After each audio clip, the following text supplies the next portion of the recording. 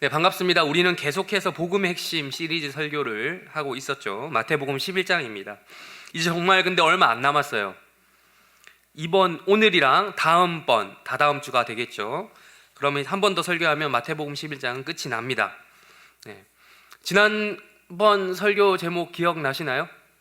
네, 기억나셔야겠죠. 네, 피로 만땅이라는 제목으로 28절 한 절만 가지고 설교를 했었거든요.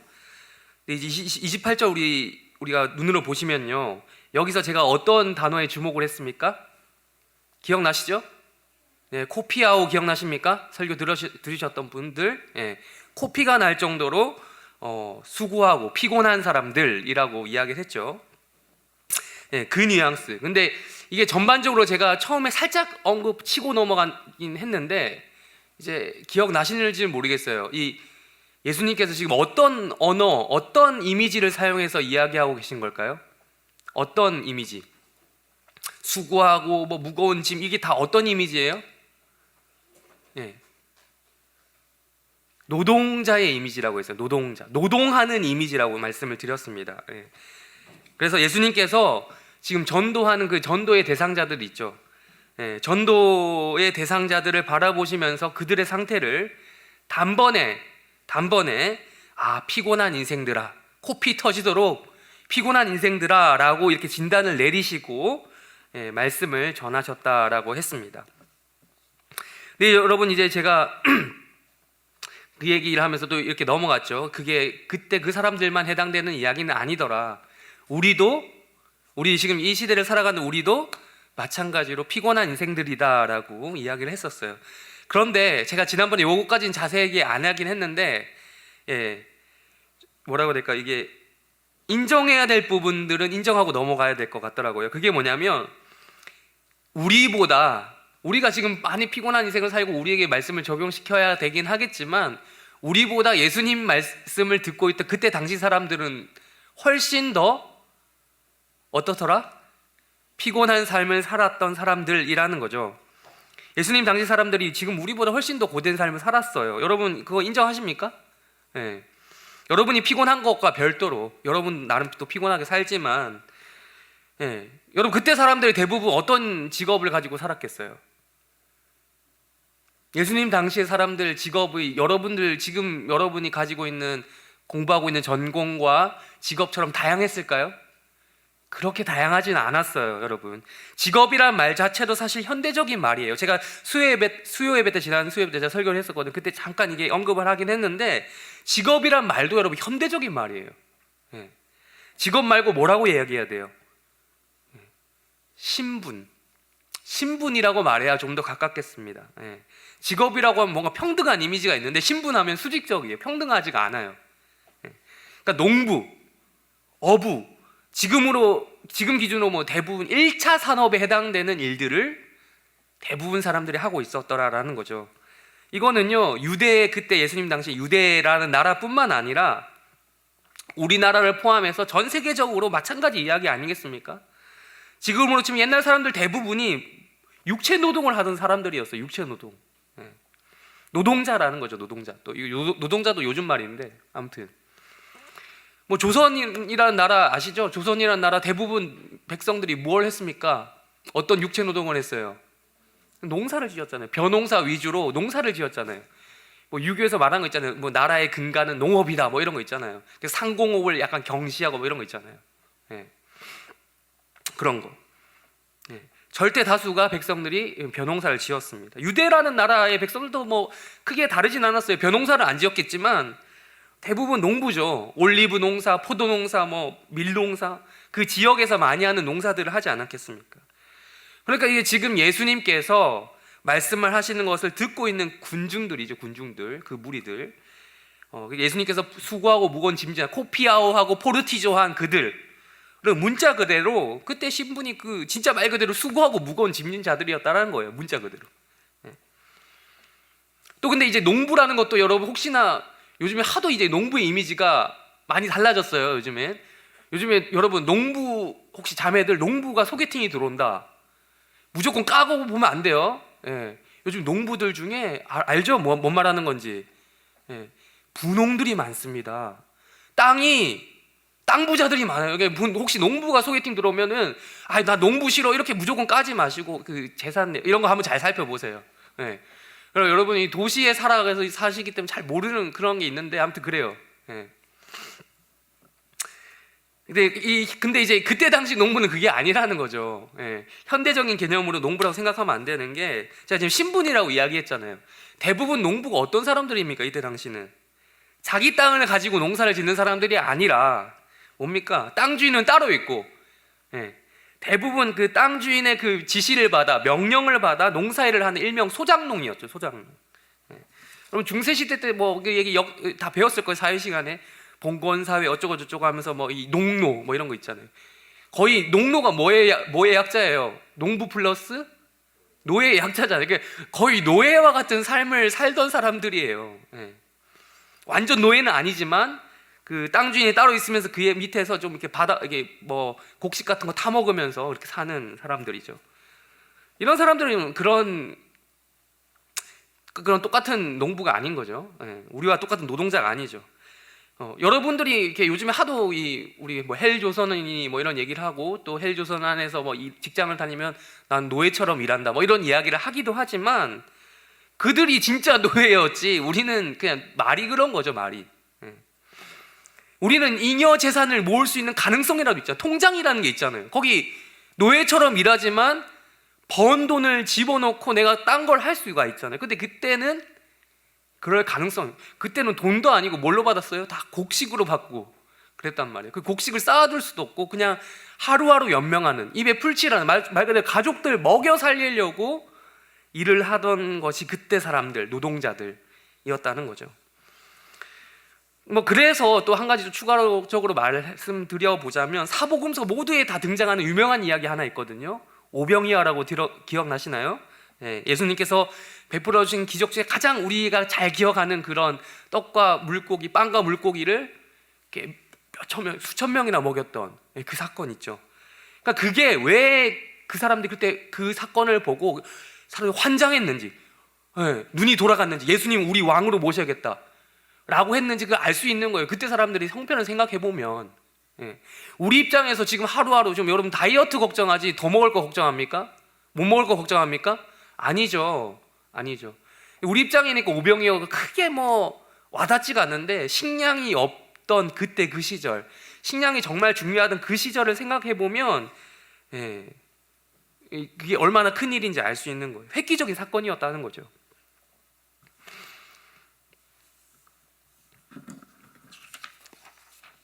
이처럼 이렇게 예수님의 말씀을 듣고 있던 그 사람들은 진짜 말 그대로 코피 터지도록 일해도 그런 겨우 끼니 해결할 수 있을 정도의 생활 수준을 겪은 사람들이었다라는 겁니다.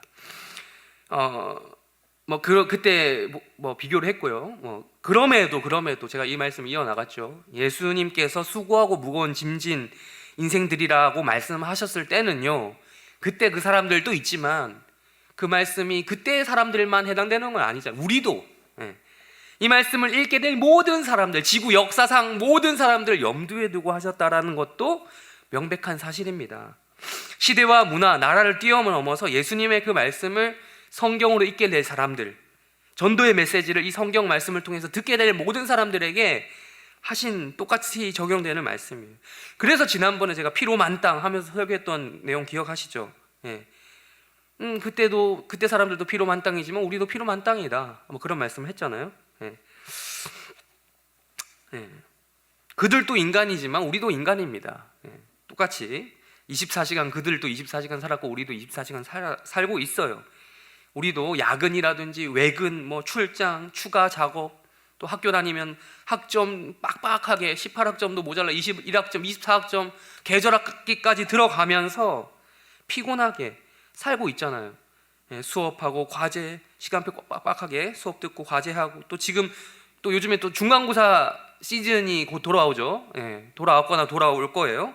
또 밤새서 시험 공부해야죠. 이때 공부 안 해, 이 밤샘 기간을 놓치면 학점이 많이 깎이잖아요. 또 그에 따른 또 불면증이라든지 바이오리듬 깨지고 이런 것들, 피곤한 인생, 우리를 코피 터지게 만드는 수많은 이유가 주변에 널리고 널렸어요. 그때에 비해서, 그 예수님 때에 비하면 복지가 많이 좋아지긴 했지만 피곤하다라는 측면에서는 매한가지다라고 말씀을 드렸어요. 그렇습니다.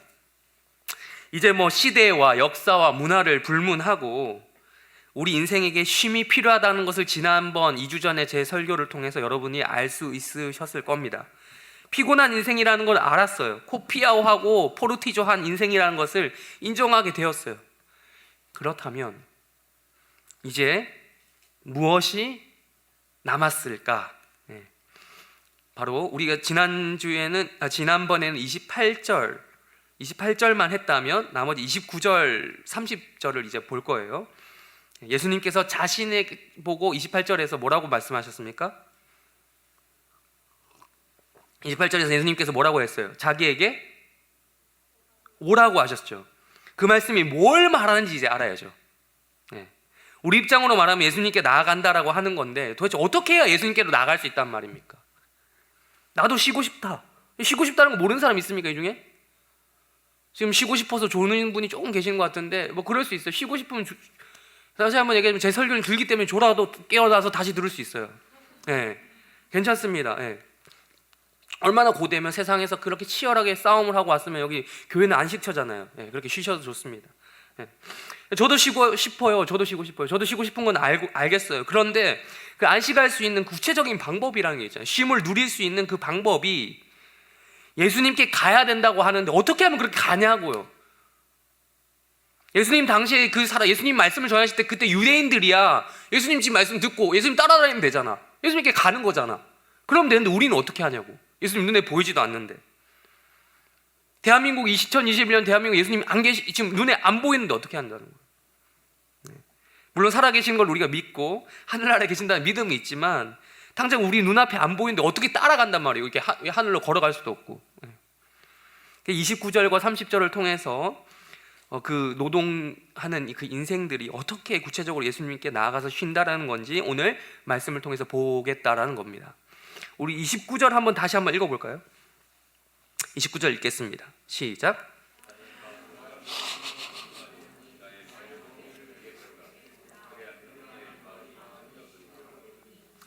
우리가 영어를 배울 때 가장 헷갈리는 것 중에 하나가 뭐냐면 바로 저 문장 구성 순서예요.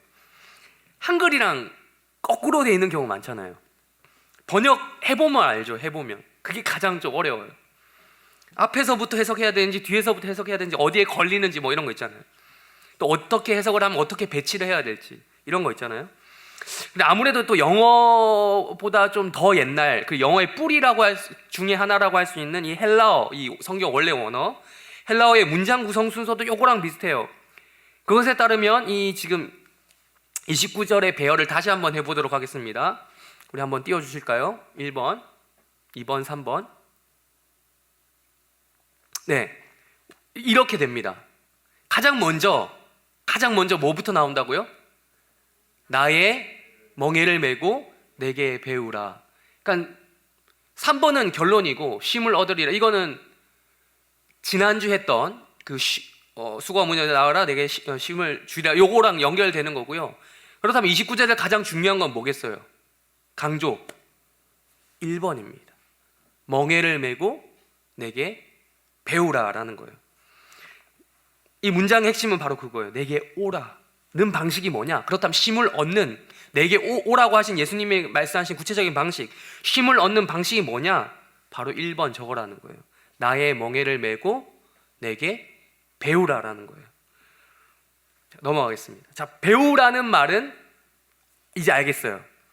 배움은 끝이 없다 이런 말도 있는데, 근데 지금 배움과 동시에 무엇을 매라고 했습니까? 멍에. 갑자기 등장한 이 멍에라는 단어를 좀 먼저 살펴보려고 해요. 아까 시작하면서 예수님께서 어떤 언어를 활용하셔서 말씀하고 계신다고 제가 깔았습니까? 어떤 이미지? 어떤 언어? 네, 노동자의 이미지, 노동하는 그 언어를 사용하셔서 말씀하시고 계신 거예요. 그때 당시 노동하면 뭐라고 했어요? 무슨 일? 주로 농사, 농부의 언어. 여러분 예수님 말씀을 듣는 청중 대부분 농사일을 한 사람이라고 제가 아까 말씀을 드렸죠. 이 멍에라는 것은 어디서 쓰는 그 기구예요? 농업할 때, 농사할 때. 농사를 지을 때 농사 일을 하는 사람이랑 절대 모를 수 없는 그 단어를 예수님이 일부러 쓰신 거죠. 예. 지금도 시골에 가면 멍에를 볼 수 있을지 모르겠어요. 요즘에 시골에 가면 소가 있습니까? 시골에 안 가본 지 되게 오래돼가지고, 전 도시 출신이에요. 사투리는 좀 쓰지만 사투리 쓴다고 다 시골 출신이 아닙니다. 서울 사람은 착각하는 게 있는데, 저는 대한민국 제2의 도시 부산 출신입니다. 네, 그래서 아무튼 근데 이제 이게 멍해라는 거, 시골에 가면 멍해를 볼 수 있는지 제가 잘 몰라요. 저는 도시 출신이라. 아무튼 요즘은 다 기계로 농사를 지어가지고 모를 수도 있는데, 멍해는 일단 목에 매는 거예요. 누가 목에 매어요? 소가. 예. 아, 네, 예. 깨알 정보네요. 예, 동물이, 사람이 매는 게 아니고 동물, 소나 말과 같은 그런 동물들이 멍해를 매는 겁니다. 농사의 가장 기본이 뭔지 아십니까? 땅을 갈아서 엎는 거예요. 엎어버리는 거예요. 땅을 갈기 위해서 뭘 채워야 되냐면, 가장 좋은 방법은 인간이 삽질하는 거예요. 그런데 그렇게 하려면 어떻게, 뭐가 좀 문제가 되죠? 힘들어요. 인간의 힘으로 그 수많은 면적의 땅들을, 농사 지을 땅을 다 갈아 엎는다라는 건 거의 불가능에 가까워요. 그러니까 시키는 거죠. 인간보다 더 힘이 좋은 소나 말 같은 그런 동물들을 시키는 겁니다. 그래서 땅을 갈아 뒤엎기 위해서 쟁기를 채워야 되는, 쟁기 삽같이 생긴 거 아시죠? 쟁기. 그 쟁기를 채우기 위해서 목에다가 매게 하는 게 뭐냐? 바로 그 멍에입니다. 멍에. 쟁기를 연결하기 위해서 멍에라고 하는 나무 막대를 소 목덜미 부분에 매게 하는 거죠. 근데 이 멍에라는 게요, 쟁기를 연결하는 목적만 있는 것은 아닙니다. 한 가지 더 목적이 있어요. 뭘까요? 네? 네, 그 이야기 나중에 좀 이따 할게요. 좀 더 중요한 목적이 있는데, 그게 할 겁니다. 그게 바로 소나 그런 동물들을 컨트롤하기 위해서, 제어한다고 하죠. 예, 이렇게 이랴 뭐 이런 식으로 이렇게 잘 컨트롤하기 위해서입니다. 여러분, 뭐 인권이라고 하면 안 되겠고, 이제 소니까 우권이라고 해야 될까요? 예, 요즘 동물들의 위상이 예전 같지 않아서 말을 좀 조심해서 해야 되더라고요. 예. 반려견처럼 반려우가 나올지는 모르겠지만 이미 있겠죠. 예, 반려우가 있겠죠. 근데 소가 이제 그렇게 똑똑하다고 하더라고요. 여러분, 소의 지능이 높은 거 아십니까? 생각보다. 예, 소의 지능이 높다고 하더라고요. 근데 이제 요즘에 확실히 뭐 반려견 이야기 나온 김에 조금만 말씀드리면, 반려견이 예전보다 많이 보여요. 근데 그냥 데리고 나오는 경우가 많아요. 제가 무슨 말을 하는 건지 아세요? 예. 물론 주인은 확신이 있어요. 이런 모든 주인들의 공통점, 우리 개는 안 물어요. 그러나 제3자 입장은 어때요? 지나가고 있는 우리의 입장은, 예전 같으면 개가 지나가면 아유 귀엽다 하면서 만지고 뭐 이런 문화가 좀 많았어요. 근데 요즘에는 그런 문화가 좀 많이 없어진 것 같아요. 왜? 일단은 그렇게 나온 개들의 숫자가 너무 많고 무서워요. 피하고 봐야 돼요. 왜냐하면 주인들 중에 자신이 기르는 개를 제대로 컨트롤하지 못하는 주인들이 생각보다 많아요. 이 중에 있을지도 모르겠어서 제가 좀 상처되는 말을 할 거예요. 좀 그냥 마음에 좀 담아두시지 마시고 흘리세요. 주인들이 컨트롤 제대로 못하더라고요. 속된 말로 이런 말이 있어요. 개가 주인을 먹은 거죠. 동물이 그렇다니까. 동물의 본성상 이 아래 위가 확실해요, 여러분. 동물은 평등한 거 없어요. 자기보다 세거나 아니면 자기보다 약하거나. 지 마음대로 해요. 자기보다 아래라고 생각을 하면. 웃긴 거는 그런 경우에 이제 주인도 더 이상 어떻게 못 하더라고요. 그런 사람들께서 계시더라고요. 그런 주인들이 계시더라고. 네. 분명히 요즘에 뭐 고양이가 뭐 집사를 이렇게 부른다 이렇게 하는데, 개 같은 경우도 그렇게 된다고 하더라고요. 그래서 동물을 데리고 나오면 막 사람들한테, 다른 사람 막 짖는데도 막 달려들려고 하는데도 뭐 어쩔 줄을 몰라 하는 주인들이 생각보다 많아요. 물려고 하는데 막 이렇게 제대로 이렇게 제어를 못하고 컨트롤 못하고, 실제로 그래서 개에게 물리는 사건들이 요즘에 심심치 않게 볼 수 있잖아요. 그런 가운데 주인이라고 하는 분들이 아무 조치도 안 한다라는 거죠. 제발 여러분들은 키우신다면 그런 주인은 되시기 말기를 바라고요. 밖으로 데리고 나올 거면 제발 확실히 군기를 잡아 놓든지, 아니면 자신 없으면 산책을 나오지 말든지, 하다못해 데리고 나올 수밖에 없다면 목줄을 확실하게 하시고 입마개도 하고 이렇게 하셔야 된다는 겁니다. 여러분, 예전에도 이런 개들이 없었던 건 아니지만 그래도 밖으로 데리고 나오는 경우는 많이 없었거든요. 옛날에는 그게 많았어요. 개조심. 개를 키우는 개조심, 그거 많이 붙여져 있거든. 실제로 거기 지나가면 개들이 막 짖고 그랬잖아요. 요즘에는 그런 개들을 데리고 나온 일들이 많아져가지고 조심해야 돼요. 그래서 여러분들 길 가다가 항상 조심하시기 바랍니다. 폰만 보고 걸어가다가 개한테 물릴 수도 있어요. 긴장해야 됩니다. 깜짝 놀라면 안 돼요. 저도 종종 깜짝 놀랄 때가 있거든요. 개가 지나가다 확 막 짖어요. 깜짝 놀래요. 알고 있는데도, 개가 지나간다고 인지했는데도 놀래요. 달려들면 언제든지 깔 준비를 하고 계셔야 됩니다. 그래도 나는 물려도 행복하다, 반려견을 사랑한다, 내 개는 아니더라도 난 모든 개를 사랑해, 이러면 어쩔 수 없고, 그렇습니다. 근데 이제 제가 지금 멍해 이야기를 하다가 여기까지 왔는데, 멍해가 그렇다고요. 쟁기를 연결하는 역할뿐만 아니라 그 동물 자체를 컨트롤하는 역할, 목줄과 또 같은 그런 역할을 한 거죠. 컨트롤하는 역할이었던 겁니다. 이 멍해는 동물들, 아까 얘기했지만 소와 말 같은 이런 동물들에게도 씌우기도 했지만, 동물은 아니지만 동물 같은 존재가 있었어요. 누구라고 얘기했죠? 사람이죠. 노예. 사람이지만 사람 취급을 받지 않던 노예나 전쟁 포로들이나 죄수들, 이런 존재들을 효과적으로 컨트롤하기 위해서, 제어하기 위해서 목에 씌우는 도구이기도 했습니다. 여러분, 멍에를 씌우고 한 줄로 이렇게 연결해서 한 줄로 쭉 걸어가는 모습, 여러분 영화나 이런 거 옛날 그린 거 보신 분들 계실 겁니다. 그래서 옛날부터 이미 이제 멍에라고 하는 이 단어에는 그런 1차적인 의미 말고도 한 가지가 더 있죠. 2차적인 의미 뭐겠어요? 억압이라든지 복종, 강제, 구속, 이런 거 있잖아요. 이런 등을 상징하는 말로서 멍에를 씌운다라는 말도 함께 있었다라는 겁니다. 아니, 그런데 이 멍에를 지금 예수님께서 어떻게 하라고 하셨어요?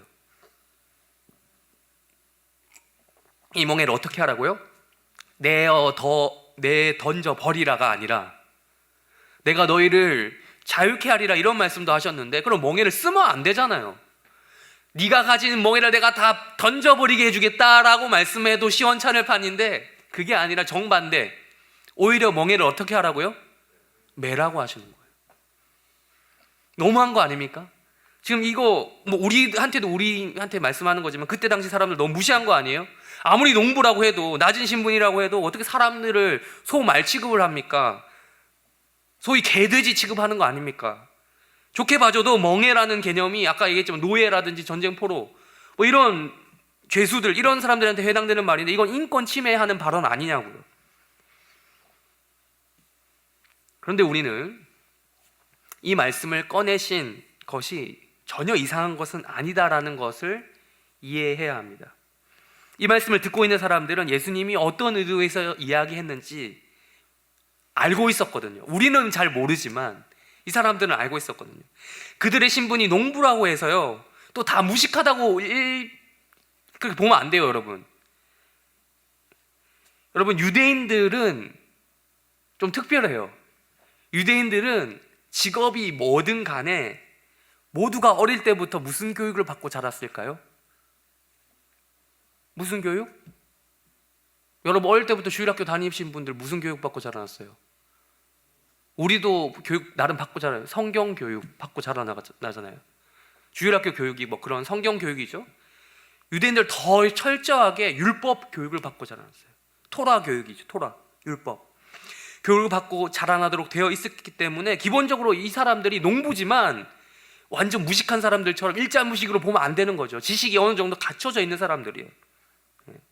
그러니까 이 멍해라는 단어는요, 그래서 이 사람들 잘 알았던 거예요. 멍해라는 단어가 뭐냐면, 기본적으로 유대 사회에서 흔히 스승과 제자 사이의 관계 있죠.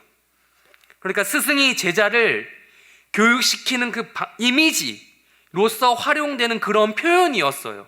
그러니까 이 말을 했을 때, 멍해라는 말을 딱 꺼냈을 때 유대인들이 그거 라고 할 수 있는 그게 있었던 거죠.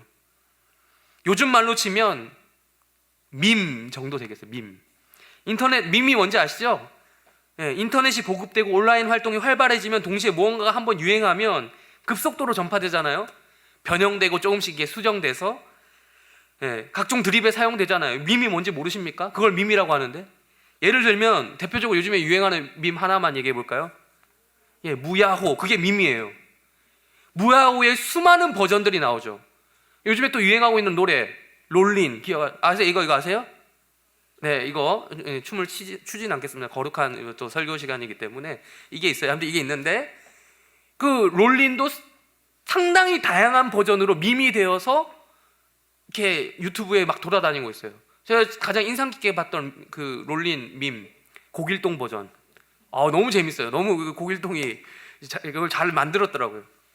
아무튼 이런 걸 밈이라고 하는데, 작년 같은 경우는 묻고 더블로 가가 이제 밈으로 유행했었는데, 올해는 이제 무야호 뭐 이런 게 있어요. 네. 이걸 모르는 분은 또 생각해 보면 유튜브도 안 하고 그만큼 경건하게 살고 계신다는 거지, 뭐 이런 게 이제 생각이 나고요. 네. 예수님 당시는 이 멍에와 관련된 밈이 유행했다는 걸 말씀드리고 싶었어요. 그렇다면 이 멍에 밈의 출처는 어디였을까? 네. 출처를 제가 아직 말씀을 안 드렸는데, 그때는 유튜브도 없었고 매체라고 해봤자 인쇄 매체가 단데, 인쇄 매체도 그나마 그 인쇄지도 종이도 없고 정말 고가의 비싼 그 양피지, 양 한 마리 죽여야 나오는 그 양피지, 이런 거 쓸 때라서 종이가 너무 보급률이 매우 떨어졌고 귀했을 때. 그러면 그 출처가 어디냐? 바로 성경 말고 외경이라는 책이 있습니다. 외경. 들어본 적 있으세요? 리더들은 들어보셨을 겁니다. 제가 웨스트민스터 신앙고백서 하면서 앞부분 성경 파트의 외경에 대한 이야기를 한 적이 있는데요. 성경은 여러분 몇 권이죠? 66권인데 66권 말고, 그걸 이렇게 66권을 정경이라고 부르거든요. 캐논. 예, 정식 성경이라고 해서 줄여 정경이라고 하는데, 바로 이 정경에 포함된 것은 아니지만 나름 좀 꽤나 인정받는 책이 있었으니 그게 바로 외경들이라고 불립니다. 근데 재밌게도 이 로마 가톨릭 천주교에 가면 이 외경도 성경 안에 포함을 시켜요. 66권 플러스 알파가 있는 거죠, 그들에게는. 물론 그거는 우리 입장에서 좀 많이 오버스러운 행동입니다. 예, 성경은 아니라는 거예요. 하나님 말씀까지는 아닌데, 그건 아니지만 나름 권위가 있다는 것을 우리도 어느 정도 인정을 합니다. 근데 이게 바로 뭐냐면, 예수님 당시에 유행했던 책, 유명한 책들 중에서 외경이 유행했었는데, 그 외경 중에서 집회서라고 하는 책이 있습니다. 집회서. 거기 51장에 보면 이런 내용이 나오거든요. 우리 한번 읽어볼게요. 26절부터 28절까지 읽겠습니다. 시작.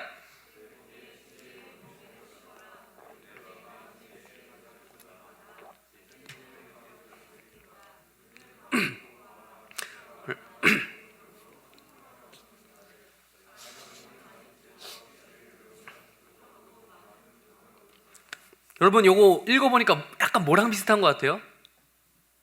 뭐 느낌 안 나요? 성경 어느 부분? 잠언 같죠? 되게 비슷해요. 이게 여차저차의 이유로 뭐 자세하게 알고 싶으면 웨스트민스터 따로 저한테 궁금하게 물어보시거나 책을 보시면 되는데, 신앙고백서를 배우면 되는데, 여차저차한 이유로 외경이 개신교에서 성경으로 인정하진 않지만, 예, 확실한 건 그거예요. 유대인으로 태어나 자라나셨던 예수님도 이 집회서의 내용을 매우 잘 배워서 알고 계셨을 것이라는 거죠. 잠언을 많이 읽어본 사람들은 이 스타일과 구조를 많이 보셨을 겁니다. 예. 잠언을 영어로 뭐라고 하죠? 잠언이 뭡니까? 잠언입니까? 재미없죠? 이제 안 하겠습니다. 잠언 드립은 저도 자주 해가지고 재미가 없는 것 같아요. 노잼인데 이게 자꾸 유혹이 있어요. 노잼이지만 하고 싶은. 이게 바로 아재 개그, 약간 그런 아재력인데 미안합니다. 아무튼 잠언은 영어로 하면 뭡니까? 프라벌브. 예. 그게 뭐냐면, 제가 이 V 발음에 자신이 없어서 프라벌브라고 했는데, 격언 혹은 교훈이라고 하죠. 누가 누구에게 격언을 해줄 수 있어요? 윗사람이 아랫사람한테 하는 게 교훈이죠. 아랫사람 윗사람한테 어이구 뭐 이렇게 할 수 있습니까? 교수님 제가 뭐 이렇게 하나 해도, 사장님 제가 이렇게 말씀 한 말씀 드립니다. 이렇게 할 수 없죠. 스승이 제자에게 해줄 수 있는 거잖아요. 내 말을 들으라 어쩌고 저쩌고, 잠언에 보면 아들아 내 말을 들으라 어쩌고 저쩌고 막 나와 있잖아요. 그러니까 자신의 제자를 아들처럼 생각하는 스승이 해줄 수 있는 인생의 교훈이 바로 잠언의 구절들이거든요. 그러니까 집에서도 이 보면 그런 스타일로 스승이 제자를 교육시키는 이런저런 말을 하고 있는 겁니다. 물론 그래서 이제 집회서가 성경만큼 권위가 있는 것은 아니라고 말씀을 드렸죠. 그래도 시중에 나와 있는 여느 자기계발서보다 훨씬 더 나은 책인 것은 맞아요. 그래서 예수님께서 당시 유대인들이 잘 알 법한 그 집회서에 기록되어 있는 구절, 즉 멍에라고 하는 그 밈을 활용하셔서 이야기하신 거죠. 그러니까 모든 유대인들이 들으면서 멍에하면 뭐야? 이게 아니고 그거 하면서 이해했을 거라는 겁니다. 그런 집회서 51장 26절에 멍에와, 다시 한번 띄워주실까요? 멍에와 관련된 어떤 말이 있다라고 합니까? 내 목에 지혜의 멍에를 씌워라.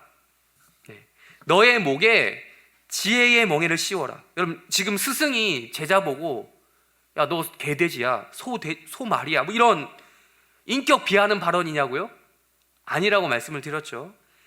그렇게 받아들일 사람이 없을 거라 생각을 합니다. 그 뜻이 아니고 미쳐 날뛰는 이 우리의 동물적인 본성, 제자를 보면 스승이 보면 그런 게 있는 거잖아요. 아직 쟤는 미숙하다, 쟤는 아직 그런 게 없다, 가다듬지 않는 그런 게 보일 거잖아요. 그런 걸 보면 미쳐 날뛰는 그런 인간의 제자의 동물적인 본성을 스스로 제어하기 위해서 일종의 억압이라든지 복종이라든지 강제라든지 구속이라든지 이런 과정처럼 느껴진다 하더라도 지혜라고 하는 멍에를 써야 된다는 말이에요. 그러니까 자신에게 멍에를 스스로 씌우는 것을 배워야 된다. 그게 지혜다. 그러니 너는 나의 가르침을 받아라. 마음의 지혜의 가르침을 받아라 라고 저기 적혀져 있죠. 즉 가르침을 받아야 된다. 바꿔 말하면 오늘 우리 아까 마태복음 11장 29절 뭐죠? 멍에를 메고 내게 와서 배우라 라고 하신 말씀이 이어지는 겁니다. 배워야 한다는 거예요. 예수님이 이걸 사용하신 거예요. 지금 제자는 스승의 가르침을 받는 사람, 제자는 배우는 거죠. 그게 곧 멍에를 매는 겁니다. 여러분 멍에를 매는 과정, 여러분 멍에를 안 매봐서 모르겠지만 여러분이 잠깐 소의 빙이란 말씀은 안 되는데 아무튼 그 소의 입장이 되어서 한번 생각을 해보세요. 멍에를 매는 거 기쁠까요? 뭔가 무거운 거 올라가면 그건 모든 동물이라면 그 감각을 느끼는 존재라면 다 싫어할 것 같아요. 뭔가 얹혀지는 거 괴롭죠. 번거롭죠. 여러분 배우는 거 마찬가지죠. 여러분 배우는 거 배워보셨죠? 이 중에 학생 아니었던 적이 있습니까? 다 배워봤죠? 배우는 과정이 쉽습니까? 쉽지 않죠. 상당히 번거롭고 귀찮습니다. 멍에가 익숙해지려면 시간이 오래 걸리죠. 여러분 전공 공부만 해봐도 알잖아요. 전공 수업 들어가서 바로 이해되는 사람 있습니까? 며칠 있긴 있겠죠. 극히 똑똑한 일부 빼고. 그 빼고는 전공 수업 곧바로 따라가는 사람은 많지 않습니다. 저 교수가 도대체 무슨 말을 하는 걸까? 그러면 어떻게 그 공부를 해나가게 됩니까? 계속 듣는 수밖에 없어요. 계속 수업에 들어가는 수밖에 없어요. 계속 그 책을, 전공 서적을 읽고 또 읽는 수밖에 없어요. 반복해서 읽어보고 또 실습이 가능한 분야면 직접 해보기도 하고 하는 거죠. 그러다 보면 어느 순간 이해가 되는 겁니다. 그 책에서 말하는 게 이게 이거구나 라는 게 딱 깨우쳐지는 타이밍이 있어요. 근데 사실은요, 그거는 이해되었다라는 표현보다는 익숙해졌다라는 게 좀 더 어울릴 것 같아요. 익숙해지는 거죠. 처음부터 멍에를 목에 매는데 익숙한 소가 있겠습니까? 아니에요. 익숙해지는 거죠. 이해되었다기보다 소가 그 과정을 왜 주인이 나에게 멍에를 매게 할까? 이해되는 게 아니라 익숙해지는 거죠. 적응되는 겁니다. 저는 개인적으로 또 생각을 해보면 걸리적거리는 거 되게 싫어하거든요. 경상도 말로 걸거친다라고요. 걸거친다. 정말 싫습니다. 그래서 저 시계도 안 하고 뭐 돈 없어서 안 하는 것도 있는데 아무튼 이런 사치를 저에게 허락하지 않으신 하나님께 감사를 드리고 뭐 이것도 안 하지만 또 이건 누군가는 이제 비난할 수도 있는데 반지도 안 하고 다닙니다. 네. 너무 비난해도 할 말은 없는데 그래도 뭐 안 하고 다닐 거예요. 제가 뭐 미혼이라고 뭐 이렇게 들여내는 것도 아니고 그래도 뭐 미혼인 줄 아는 사람 별로 없더라고. 근데 이게 너무 싫어요. 저는 이렇게 목걸이도 뭐 다. 예전에는 제가 어렸을 때는 그것도 못 입었어요. 목폴라티 알죠? 그것도 못 입었어요. 저는 막 그거 하면 닭살 돋고 막 그랬어요. 근데 그것보다 훨씬 더 지금 이 멍해라는 개념은 훨씬 더 괴로운 과정이겠죠. 얼마나 괴롭겠습니까? 아까 제가 말씀 안 드린 게 있는데요. 지금 아까 얘기했던 것과 연결되는데, 특히 지금 예수님이 말씀하셨을 당시 그 팔레스타인 지방에서 사용되는 그 멍해, 유대 지역의 그 멍해는요, 일우 일멍이 아니었어요. 이우 일멍이었어요. 개념이. 그러니까 2인 1조가 아니고 2우 1조 짝으로 멍해를 매게 하고 땅을 갈게 했던 거죠. 그런 여러분, 혼자 매는 것도 얼마나 짜증날까요? 여러분 2인 3각, 1인 2각 뭐 해보셨어요? 그것만 해도 그 달릴 때 얼마나, 둘만 세도 그게 안 맞잖아. 호흡이 안 맞아가지고 빨리 못 가고, 그래 밟고 이거 자빠지고 막. 체육대 때 이거 하면 재밌겠는데. 체육대 하면 이런 거 재밌잖아요. 그런데 이 멍해 얼마나 힘들겠어요. 혼자 매는 것도 짜증나 죽겠는데 같이 매려고 하니. 그러니까 예수님이 말씀하신 나의 멍해라고 말씀하셨는데, 이 나의 멍해라는 건 그냥 소주인이 밭갈게 시키려고 멍해를 던져주면서 너네 알아서 셀프로 해가 아니라 이우일멍인데, 이게 누가 매는 거냐면요, 예수님의 의도는 나의 멍해라고 얘기하셨는데 그게 뭐냐면, 먼저 예수님 본인이 멍에 탁 매고 옆에다가 야 너도 이리 와봐, 너네를 또 이리 와, 같이 매자, 이런 이미지로 우리는 봐야 된다는 것입니다. 예수님이 말씀하신 나의 멍에는 그러니까 너랑 나랑 함께 매는 멍에라는 것이죠. 스승과 제자가 그렇다라는 거예요. 스승과 제자는 이렇게 한 멍에를 쓰고 연결된 존재, 함께 수고하고 무거운 짐을 공유하는 존재다라는 것을 우리 집회서 말씀을 통해서, 말씀이 아닌데 죄송합니다, 이게 또 이러다가 잘못 이게 끌려가야죠. 집회서는 외경입니다. 집회서의 그걸 통해서 예수님께서 이해하신 그 말씀을 토대로 지금 이렇게 기록이 된 것이죠. 그 멍의 이름은요, 집회서에서 말씀하는 것처럼 지혜입니다. 어떻게 이렇게 무식한 방법, 2우 1조에 2인 1조에 이 멍해가 어떻게 지혜롭다는 말입니까? 멍해를 쓰지 않고, 예수님 입장은 그렇다는 거죠. 멍해를 쓰지 않고 동물적 본성으로 미쳐 날뛰면서 이리저리 물고 다니면서, 이 사람 저 사람 물고 다니면서 사고 치는 것보다 괴롭기는 하지만 스승과 함께 지혜라고 하는 그 멍해를 쓰는 편이 훨씬 더 낫고, 그게 곧 지혜라는 거예요. 그 대가가 없는 것은 아니죠. 아까 집에서 51장 27 다시 한번 띄워주실까요? 죄송합니다. 27절에 보면 적혀져 있어요. 적은 노력이 들어간다고 적혀져 있어요. 마태복음 11장 30절에도 보면, 마지막 절이죠, 거기도 보면 멍해가 없다고 얘기하지 않아요. 멍해는 있다라고 해요. 멍해는 쉽다라고 얘기해요. 없다고 하지 않고 있다라고, 짐이 있긴 있는데 가볍다라고 얘기했어요. 집에서 51장 27절에도 그렇게 적은 노력이 들어간다라고 하고 있어요. 적은 노력이 들어서라도 아주 큰 무엇을 얻는다고요? 죄송합니다. 집에서 다시 한번. 뭘 얻을 수 있다? 적은 노력을 들여서 큰 평화를 얻을 수 있다.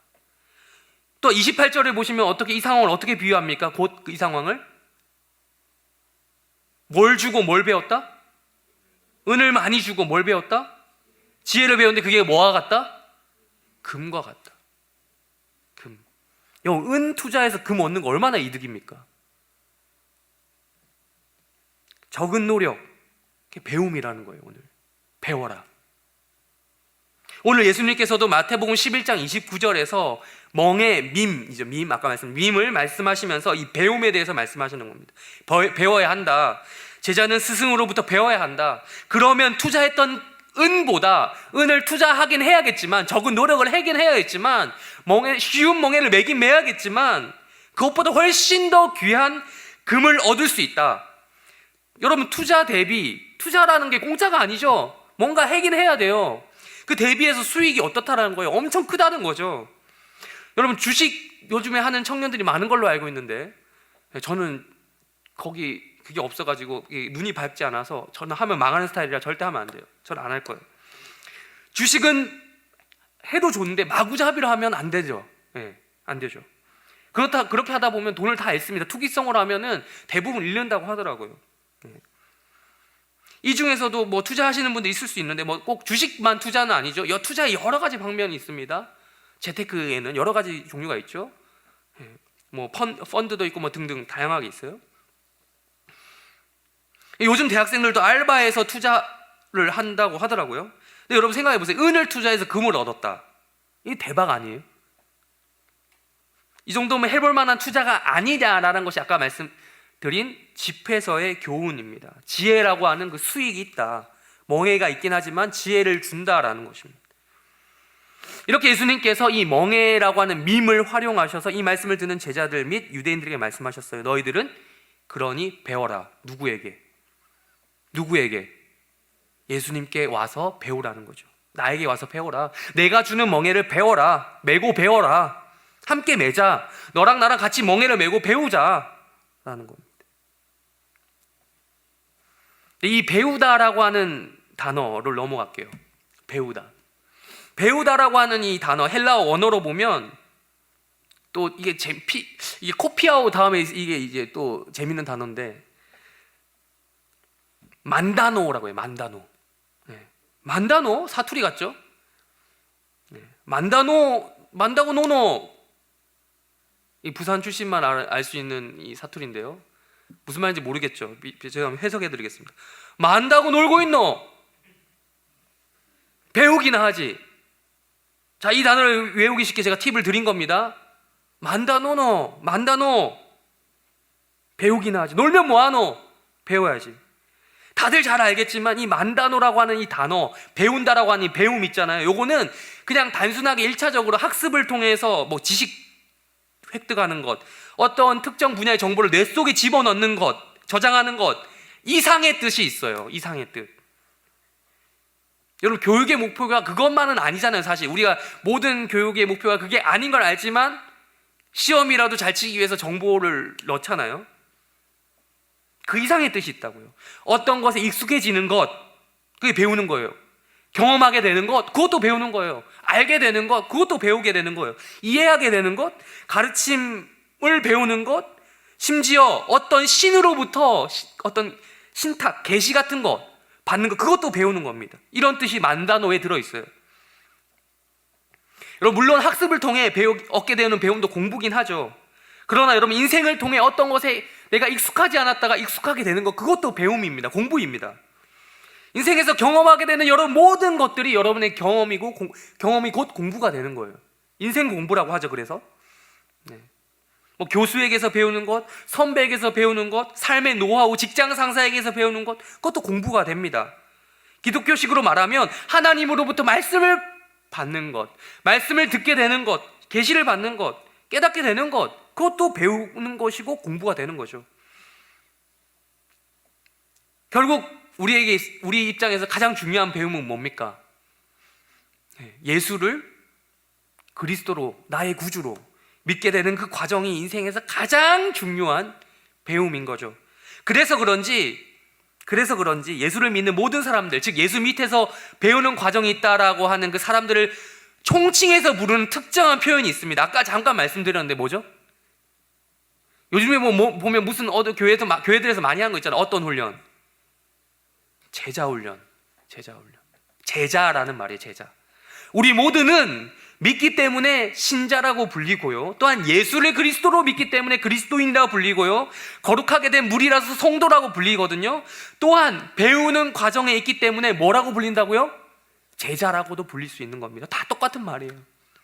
그래서 그런지 몰라도 이 제자라고 하는 헬라어 단어가 뭐냐면 마세이테스라고 하는 단어고, 그 원어가 어디에 있냐, 원뿌리가 어디 있냐면 아까 말씀드린 만다노가 그게 뿌리가 돼요. 거기서 파생된 단어예요. 제자, 마세이테스. 근데 이제 이게 스승과 제자 관계 하면 우리가 알고 있는 학교, 아까 말씀드린 그런 정보와 지식만 배우는 그런 이상의 관계라고 말씀을 드렸죠. 그러니까 즉 인생을 가르치고 배우는 관계라고 할 수 있습니다. 여러분 아시겠죠? 공자, 중국 그 고대 중국의 공자 어떻게 생활했는지 아시죠? 겉모습만 보면 거의 예수님과 방불한 삶을 살았어요. 노숙하고 돌아다니면서 제자들과, 그 혼자 한 게 아니라 여러 제자들의 무리를 끌고 다니며 그들과 함께 숙식을 같이 했어요. 그리고 고대 그리스의 소크라테스를 비롯한 각종 철학자들도 제자들과 함께 숙식을 같이 했어요. 스승과 제자는 늘 먹고 마시면서 붙어 다니면서, 즉 멍에를 함께 맨 상태로 바꿔 말하면 인생을 가르치기도 하고 인생을 배우는 그런 관계였다는 겁니다. 같이 먹고 자고 하면 여러분 어떤 일이 생길까요?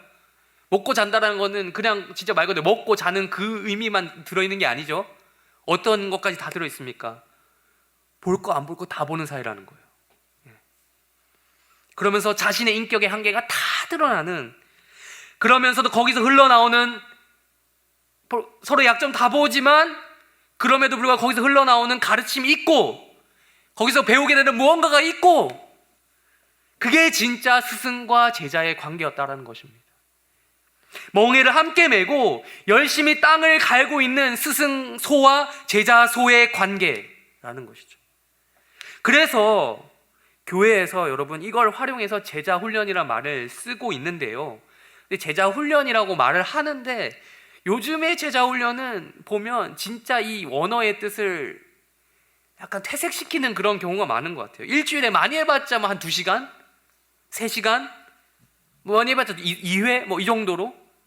그것도 2회도 많이 하는 거죠 요즘에. 이 정도로 하는데 엄밀한 의미에서 제자훈련은 아니죠. 그거는 훈련이란 말보다도 오히려 저는 이제 훈육이라는 말이 조금 더 엄격한 의미에서 어울린다라고 생각을 해요. 디시플린이에요. 디시플린 이라는 말이 본질상 좀 더 어울리는 말인 것 같아요. 그럼 삶의 영역 가운데서 이렇게 서로 간에 정말 선이 없는 관계, 거의 뭐 선이 거의 없다시피 하는 그런 관계, 가족이 그런 관계 아닙니까? 거의 그런 거. 남인데 그런데 가족처럼 지내는 거예요. 그 자체에서 우러나오는 참된 가르침이 있고 배움이 있기 때문에 그 현장이 바로 무슨 현장? 제자 교육의, 아니 교육이 아니라 제자 훈육의 현장이에요. 훈육. 그러다 보면 제자 훈련의 현장 속에서는 서로의 관계가 우리가 흔히 아는 젠틀한 관계가 아닐 수도 있어요. 서로의 관계가 신사적이지 않을 수 있다고. 신사답게 행동하지 못할 수가 있어요. 예수님 제자들도 원초적인 욕심으로 자리 다툼하려고 예수님 앞에서 싸웠던 모습이 성경에 기록이 돼 있잖아요. 되게 동물적인 본성이거든요. 근데 그게 성경에 그대로 기록이 돼 있어요. 이런 제자 훈련. 라떼 이야기를 조금만 더 해볼게요. 저는 나름 청년 시절에 이런 훈육을 나름 경험해봤던 사람이라고 자처할 수 있습니다. 제가 말씀드리잖아요. 저기 뭐 광화문에 있는 내수동 교회라고, 거기 대학부 공동체에서 거의 10년의 기간을 성경 공부, 그 공동체에서 성경 공부 열심히 하고, 저는 신학교를 나왔는데 신학교에서 공부를 안 했어요. 교회에서 공부했어요. 성경 공부를. 신학교에서는 거의 뭐 놀다시피 했어요. 교회에서 하는 성경 공부 너무 재밌었어요. 그래서 거기서 성경을 열심히 하고 또 기독교 관련 경건서적도 엄청 읽었고요. 선배들이 그것도 사줘서 억지로 읽었는데 거의 100권가량. 선배들이 수련회만 가면 책을 사줬어. 북테이블이 있어가지고. 교리 공부도 열심히 했고 리더 훈련도 받았습니다. 또 제가 리더 훈련을 받고 나서 리더 훈련팀에서 조교 비슷하게 그런 리더 훈련팀 리더로서 섬겼습니다. 강의를 많이 하게 됐고 성경 공부 인도도 많이 했어요. 그때 아마추어 시절부터 했던 강의가 제가 지금 이렇게 설교하고 강의하는데 제가 좀 별로 어려움을 안 느끼거든요. 그런 도움을 주는 것 같습니다. 나름 진짜 알차게 빡세게 20대를 보냈다고 자처할 수 있습니다. 그런데 사실 성경 공부하며 지식과 정보를 쌓는 거요 중요한데요, 이것만 가지고는 진정한 의미에서 훈련이다, 훈육이다라고 보기에는 반쪽짜리라는 거예요. 돌이켜보면 그게 나를 바꾸진 않았어요. 물론 그걸 통해서 하나님이 크게 감동하시게 하는 사건이 있는데 그게 다가 아니었다는 거예요. 그저 뭐 성경부 이렇게 신사답게 젠틀하게 딱 가서 성경부 끝나고 잘 배웠습니다 형제님, 이게 아니고 뭐 하하호호 웃으면서 막 항상 밝고 표정 관리하고 이런 관계가 아니라 더럽게 많이 싸웠어요. 그래서 사실 보면 일방적으로 혼날 때가 더 많았어요. 제가 이 나이 먹고도 혼난 적이 있었으니까. 그때 진짜 많이 깨달았어요. 많이 배웠어요. 돌아보면 그게 진짜 내 인생의 큰 배움이었어요. 아직도 나를 돌아보면 결혼하면서 다시 한번 돌아보게 됐는데 뭐가 많이 나 있는 내 인성, 그나마 그걸 다듬어주고 깨우쳐주고 너 이런 놈이야라고 깨우쳐준 것은 교회의 공동체 힘이었던 거죠. 정말 자신 있게 말할 수 있습니다. 솔직히 그때는 납득이 안 되었어요. 아니 많이 안 됐어요. 많이. 그때 당시 막 내가 왜 이렇게 이런 험한 꼴을 왜 혼나야 되지? 근데 묘하게 혼나왔는데도 거기 있고 싶었어. 중독성이 있었어. 그게 맞는 것 같아서. 또 잘해줘. 혼내고 또 잘해줘. 그럼 시간이 지나고 나서 내가 깨닫게 된 거죠. 내가 내 인격이 잘 덜 되었던 거구나. 선교단체에서 이런 말 많이 쓰는데 뭐 이게 특정 선교단체에서 아이모 선교단체 이런 말 많이 썼는데 그 말로 하자면 직면을 많이 한 거예요. 직면. 나를 혼내주던 선배들이 그래서 지금은 그리워요. 트러블이 있으면서도 이해해주던 그 친구들이 그리워요. 싸웠지만 눈물로 얼싸안고 기도하며 화해했던 그 지체들이 그립습니다. 또 제가 생활 공동체라고 해서 같이 먹고 자는 그런 공동체에서 수년 동안 살았는데요, 거기서 삶을 공유하던 그 교회 형들, 동생들 그립습니다. 그들과 함께 뒤섞여 살면서 보냈던 모든 순간이 나에게 뭐 기쁨만 있었던 건 아니고 아픔도 많이 가져다 주었지만 그 자체가 다 배움이었더라고요. 물론 요거를 내가 왜 굳이 여러분께 얘기하면 요거 컨트롤 C에서 컨트롤 V 하자 요 말이 아니에요. 그럴 수가 없어요. 라떼는 라떼예요. 그냥 끝나는 거야. 근데 우리 청년들 중에 여러분 이런 훈련의 목적으로 같이 살아본 경험이 있는 지체들이 어느 정도 있을 거예요. 뭐 선교단체를 하면서라든지 있을 겁니다. 근데 사실 요즘에 이런 경험을 더더욱 하기가 힘들더라고요. 예전에는 진짜 돈이 없어서라도 서울에 올라왔는데 돈이 없어서라도 경제적 이유라도 여러 명 같이 모여 살고 그랬거든요. 근데 요즘에는 답답하면 혼자 사는 1인 청년 가구가 많이 늘었어요. 또 우리 청년부 지체들, 우리 해림교회 특성상 대부분 부모님과 함께 거주하는 경우가 많아요. 외지 생활을 하지 않는 친구들이 대부분 많죠. 그래서 쉽지가 않아요, 이런 경험. 그러나 꼭 이런 형태를 제가 원한다는 것은 아니더라도 그렇게 하면 좋지만 우리가 다시 한번 재고해봐야 될 것이 있는데 그게 바로 서로에게 우리는 어떠한 존재로 다가가고 있느냐라는 겁니다. 이유가 어떠하든 간에요. 그게 뭐 교회 안에서 이성교제 하다가 깨지고 헤어지고 하든 간에 아니면 또 그냥 성격이 안 맞아. 제가 그냥 싫어. 그냥 싫은 사람이 있을 수 있거든요. 성격이 안 맞아. 얼굴만 봤는데 쟤는 싫어. 그냥 한 번도 말을 섞은 적이 없는데 쟤는 싫어. 이런 경우. 또한 말을 섞다가 뭐 친했는데 또 틀어진 경우. 무슨 이유에서든 간에 관계에 문제가 생겼다 싶으면 여러분 어떻게 대처하시냐는 거죠. 그저 불편하면 얼굴 안 보면 된다고 생각하십니까? 근데 그거는 사회에서도 하는 거잖아요. 세상에서도 하잖아요. 사이가 불편해지면 안 보면 그만이죠. 거기서는. 근데 교회는 그런 공동체가 아니거든요. 다른 교회 가면 된다고요? 뭐 그런 사람들이 있었고 그런 사람들이 많이 있죠, 현실적으로. 근데 그 사람은 다른 교회 주기적으로 옮길걸요? 혹은 다른 교회 가도요, 똑같이 그 문제가 어차피 그 사람은 다른 교회 가도 그 사람이 또 문제가 또 발생하게 돼 있어요. 아니면 아예 아무하고도 관계를 맺지 않고 유령 교인이 되든지, 유령 회원 있잖아요. 둘 중 하나인 거예요. 사람은 안 변하거든요. 이런 말 조심스럽게 해야겠지만요, 저는요 조심스럽게 말합니다. 차라리 싸웠으면 좋겠어요. 주먹질하라는 말은 아니에요. 치고받고 물리적 폭력 행위까지 가면 안 되겠지만 차라리 터놓고 감정을 이야기하고 했으면 좋겠어요. 속으로는 온갖 욕 다 하고 있으면서 정작 얼굴 피하고 이런 거는 아무런 해결책이 될 수 없습니다. 여러분, 교회에서 이루어져야 되는 배움 이야기가 여기까지 왔는데요, 만단어 이야기가 여기 왔는데, 그럼 제자훈련, 그 제자훈련이라는 거는요, 제자 양성교육은 그런 교육이 아니라 훈육이란 말이 더 어울린다니까요. 훈육해야 돼요. 교육으로 안 되는 거예요. 그거는 성경 지식 아무리 많이 쌓으면 뭐 할래요? 성경 공부만 잘해서 뭐 할 건데요? 물론 여기엔 그거라도 잘하는 사람이 있었으면 좋겠다라는 심정이 전데, 여러분, 성경 시험이 여러분 인생에 어디 뭐 직장 취업하는데 가산점 줍니까? 물론 날조 퀴즈 대회 하면 좋은 상품을 받아갈 가능성이 있죠. 근데 그게 얼마나 알아준다고? 예수님을 스승으로 모시고 그분의 말씀을 배우는 현장은요, 그냥 지식 습득 그것만이 아니라 그 높은 차원을 이야기하는 거예요. 저는 우리 해림교회 청년부가요, 정말 훈육받는 공동체가 되었으면 좋겠어요. 훈육받는 공동체. 군대 2년만 갔다 와도 전우라고 부르는데, 같이 청년부 생활하는 거 어릴 때부터 다녔으면 십수년을 그렇게 생활했고 수십 년을 그렇게 생활했는데, 그런 눈물겨운 사이가 되어야지 않겠나. 제가 해림교회 청년부 사역하면서 가지고 있는 바람입니다. 강력한 소원입니다. 그래서 굳이 따지면요, 이 기독교의 배움은, 기독교의 훈련은요, 학습이라기보다는 노동이라는 것입니다. 노동. 즉 직장과 같다. 노동하는 터가 어디입니까? 직장이죠. 노동을 배우는 것과 또 같다는 거예요.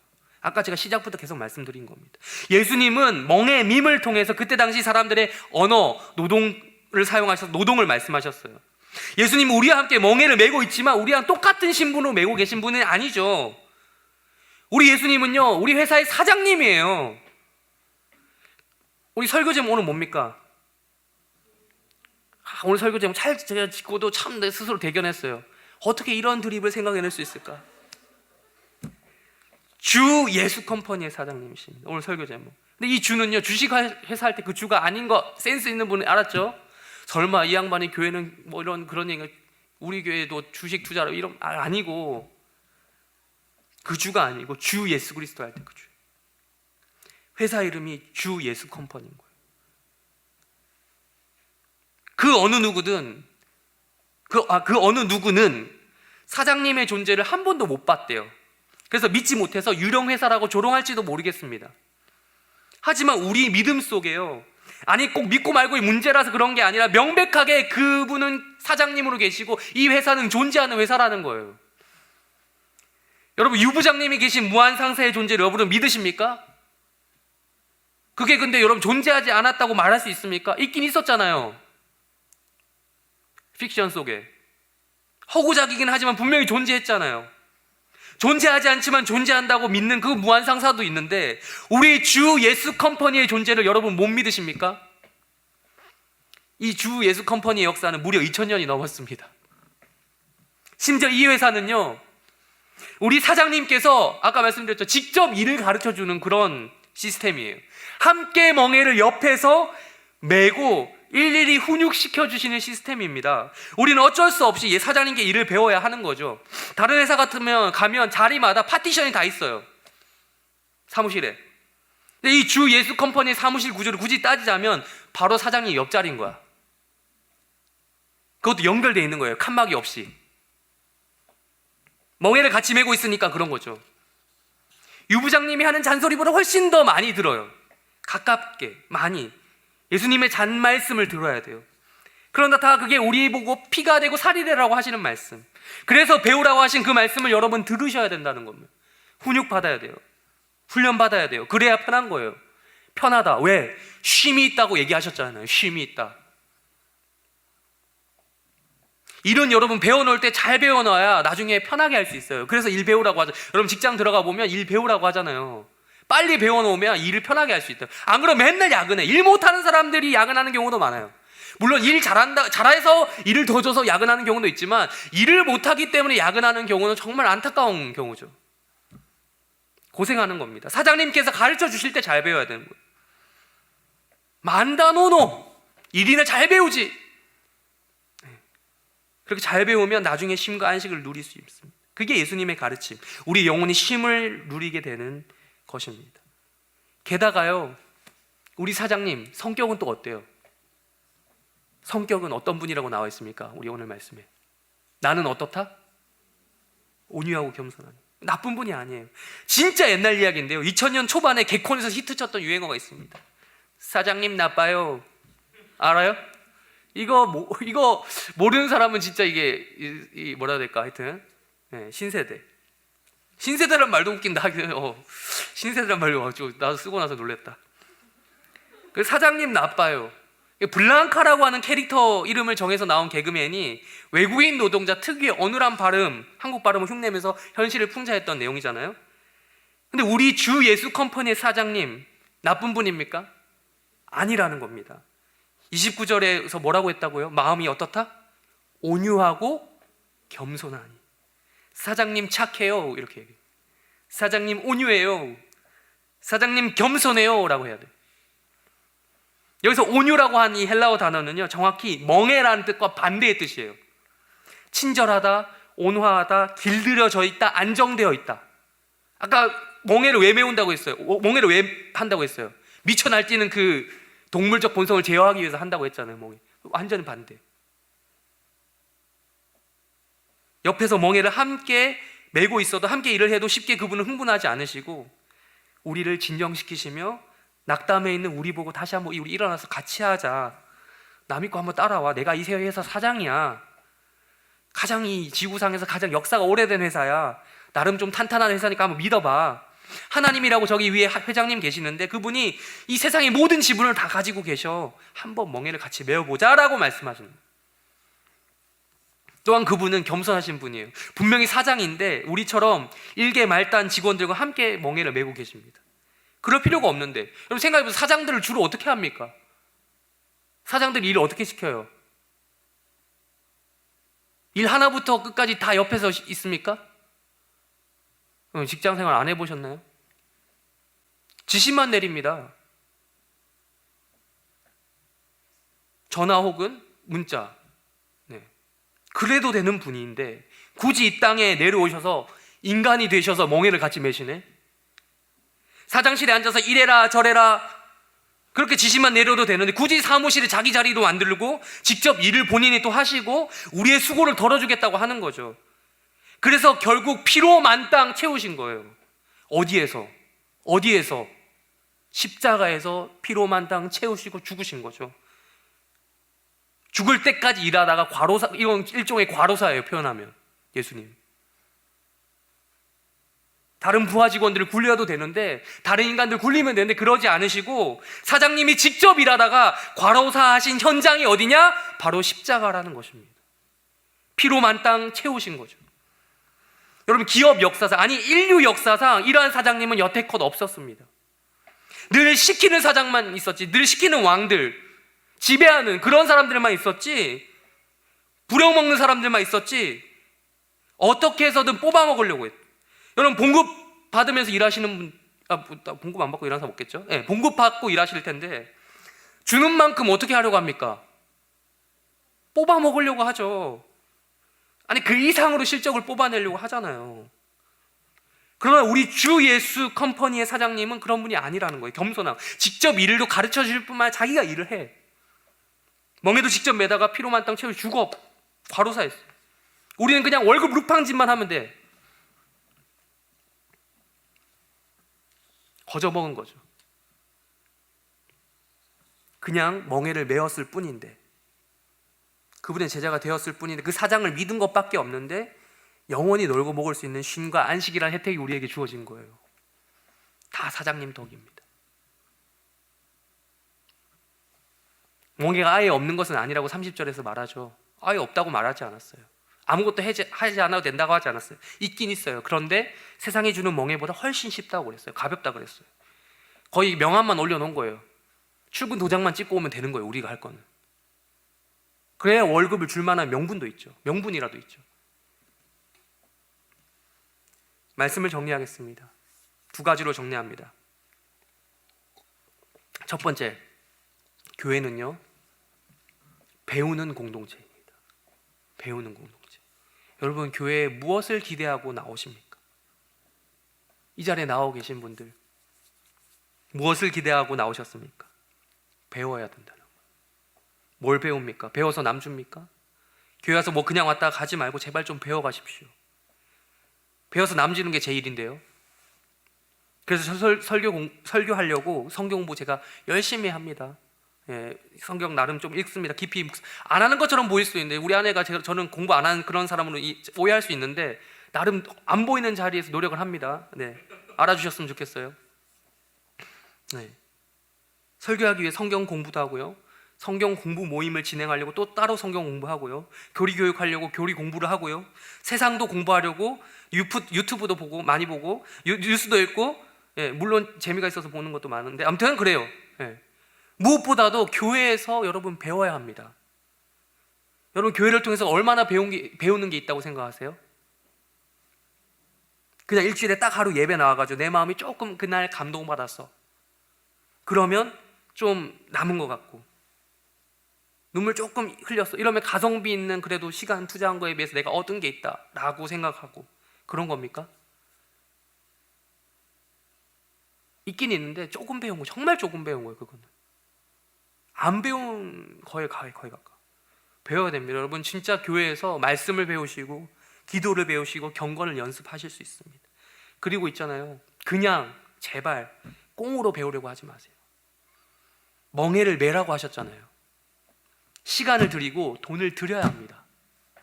제가 살아보니까 그렇더라고요. 저도 진짜 공짜 좋아하는 사람이거든요. 진짜 공짜 좋아하는 사람이에요. 그래서 옛날에는 저도 꽁으로 뭔가 해보려고 하는 게 많았어요. 근데 그러니까 그 효율이 정말 떨어져요. 오히려 시간이 아까운 경우를 많이 봤어요. 뭐든 돈을 들이고 진짜 시간 들이고 해야 효과적으로 습득할 수 있더라고요. 돈을 들여서 헬스장에 등록을 해야 그제야 운동을 한다고 그 많은 사람들의 증언을 들었어요. 아무리 집에 뭐 이렇게 헬스기구가 누가 사다 준 거 있다고 잘 안 한대요. 제가 또 돈을 주고 어떤 뭐 야구라든지 이런 레슨을 받아보니까 달라지더라고요. 모든 가치 있는 것에는 시간을 들이고 돈을 들여야 합니다. 그래야 달라집니다. 그러면 달라져요. 그렇게 생각해 보면 여러분은 얼마나 여러분이 가지고 있는 시간과 돈을 들여서 배우는 데 힘쓰십니까? 교회에서. 아니, 솔직히 돈 얼마 듭니까? 누가 거액을 내라고 했습니까? 교회에서는 그렇게 다들 이 꽁으로 받는 것을 좋아해요. 어디 여러분 동아리 하나만 해도, 여러분 취미생활 하나만 하더라도 회비를 내잖아요. 당연하게 생각하잖아요. 또 회비를 내면 사람의 마음이 그래요. 또 열심히 해야 돼, 아까워서라도. 근데 사람 참 이상해요. 공짜로 가면 더 가치를 두지 않고 열심히 안 하게 돼요. 근데 여러분, 한 달 헬스장 비용, 그런 여러분의 취미생활보다 따로 더 교회에 돈 많이 쓰고 있다고 생각하는 사람 한번 마음의 손을 들어볼까요? 저한테 보여주지 마시고. 지금 헌금 얘기하는 거 아니에요. 헌금은 기본입니다, 여러분. 제외하고. 돈이라도 모자라면 시간이라도 쓰고 있다, 마음의 손을 스스로 들어보십시오. 여러분, 이단들도 열심히 하잖아요. 자기 시간 돈 들여가지고 미친 듯이 목숨 바쳐서 해요. 그러니까 거기가 난리가 나는 거예요. 거기 사람들이 몰리는 거예요. 우리는 어떻습니까? 여러분을 천국으로 인도해 줄 그 성경 공부 가르쳐 준다며 한다며 여러분 얼마나 관심을 두고 계세요? 내가 믿는 기독교 교리 여러분 배우는데 얼마나 관심이 있으십니까? 그 배움이 나를 영원한 천국으로 인도하는데 연관성이 있다는 걸 인지하고 계십니까? 일주일에 단 한 번 배울 수밖에 없는 그게 만약 현실이다라면 여러분 그것에 얼마나 관심을 두고 있습니까? 이 주일 예배 같은 경우. 제가 또 이거 시간이 없기 때문에 다 말하지 않겠는데, 배움이라고 하는 것도 훨씬 더 많은 걸 내포하고 있어요. 아까 이미 말했기 때문에 얘기하지 않습니다. 라떼 이야기하면서 다 얘기했어요. 그 이상의 일이에요. 공동체 생활하면서 청년부 생활하면서 서로 부딪히는 일, 이거는요 오히려 피해야 될 게 아니라 환영해야 될 일이에요. 그게 진짜 인생을 그걸 통해서 배울 수 있거든요. 배웁시다. 놀면 뭐합니까? 놀면 만다노 배웁시다. 둘째, 교회는 회사입니다. 회사 공동체예요. 직장입니다. 예전에 제가 대학생 때 저랑 친했던, 우리 교회 자주 찾아오셨던 노숙자 아저씨가 저만 보면 했던 말이 있어요. 이리 와봐 이렇게. 이리 와봐. 오래 맨날. 그래도 이게 교회 찾아오셨으니까 제가 갔죠. 있잖아. 교회는 기업이야. 기업. 교회 기업이야. 너희 담임 목사님 사장이야. 뭐 이렇게 얘기했어요. 조롱조 비판조로 말했어요. 그러면서도 그분은 교회에서 밥을 잘 드시더라고요. 저는 그때 당시 이 말이 틀렸다고 생각했어요. 그래, 그냥 그분이 그런 거니까 잘 모르고 하시는구나. 근데 오늘 말씀의 뉘앙스로는 저는 충분히 활용 가능한 말이라고 생각하게 되었습니다. 그래요, 교회는 기업이에요. 회사예요. 아까 말씀드렸죠. 온유하고 겸손하신 예수님을 사장님을 모시는 기업이라고요. 우리 청년들 중에 직장인들 있습니다. 출근하면 가장 뭐부터 먼저 생각하세요? 대부분 그럴 거예요. 두 가지 중 하나예요. 점심 혹은 퇴근. 뭐 그럴 수 있습니다. 저도 가끔씩 그러거든요. 근데 진짜 그래 본 적 있습니까? 여러분, 이거 직장생활 전념하다 보면, 진짜 일에 몰두해서 하다 보면, 뭐 내가 맡은 프로젝트가 있는데 그거 진짜 몰두해서 빡세게 하다 보니까 시간 가는 줄도 모르고 했던, 예전엔 그냥 시켜서만 하는 그런 일 하다 보니까 억지로 막 하기 싫어. 근데 막 야근도 어쩔 수 없이 해야 되고, 막 싫고 다 싫고 그냥 빨리 퇴근만 했으면 그런 생각만 들었는데, 나는 왜 이렇게 월급 이렇게 맨날 이렇게, 쟤는 왜 월급 루팡해, 뭐 이런 거 생각만 들었는데, 아니야, 그게 아니야. 내가 주도하면서 일을 맡아서 하다 보니까 너무 재밌어. 내가 월급이 낮은데, 연봉이 낮은데도 이게 보람차네? 따라서 야근도 해. 막 일이 재밌어. 이런 경험 여러분 있으십니까? 그런 적이 한 번도 없다면 여러분 너무 불쌍하게 직장생활하고 있는, 정말 노예처럼 직장생활하고 있는 거예요. 돈은 받고 있지만 유급노예죠. 유급노예. 그런 경우는 이제 이직을, 정말 그게 오래됐다면, 한 4, 5년 됐다면 이직을 권유해 드립니다. 또 이직하라는 건 아니에요. 좀 돈 그랬는데 막 4, 500씩 벌고 있으면 하세요. 4, 500씩 벌고 있으면 하시고, 내가 또 함부로 여러분의 인생을 재단할 수 없기 때문에. 가장 무서운 직장은 어떤 곳이냐면, 대기업도 아니고요, 스타트업이라고 하면서 사실상 중소기업인, 많은 사람들이 지읒 기업이라고 이 욕설 비슷하게 놀리는 그런 중소기업도 아닙니다.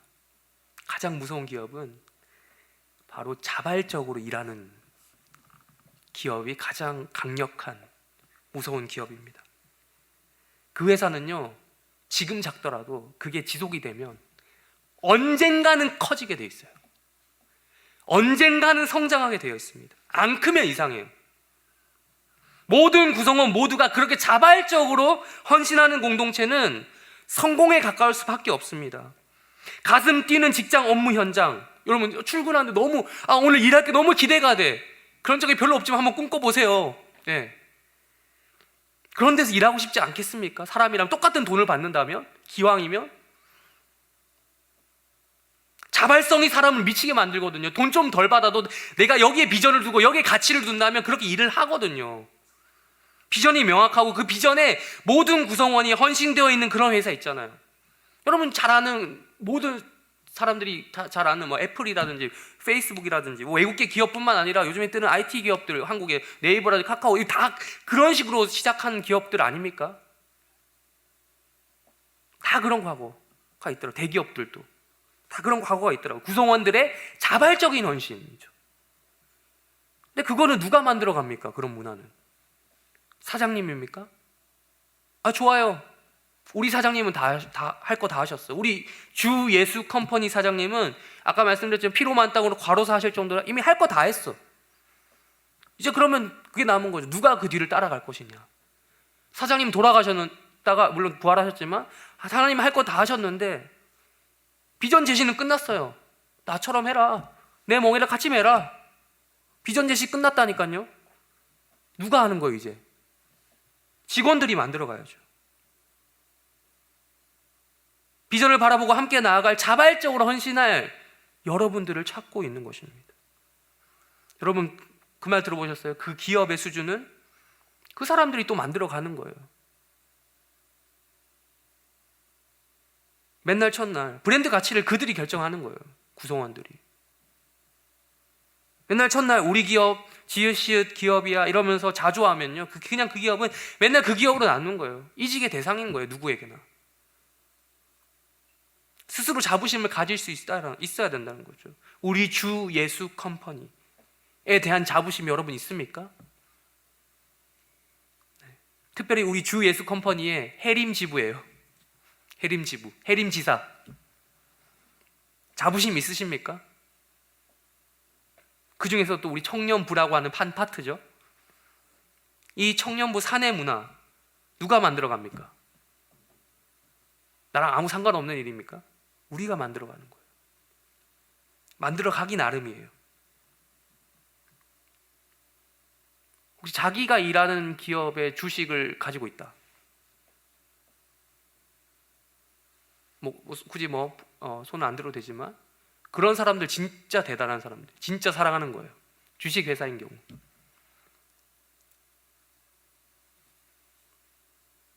주식 하나 없으면서 그런 경우 참 그렇죠. 투자를 해야 되죠, 자기 회사에.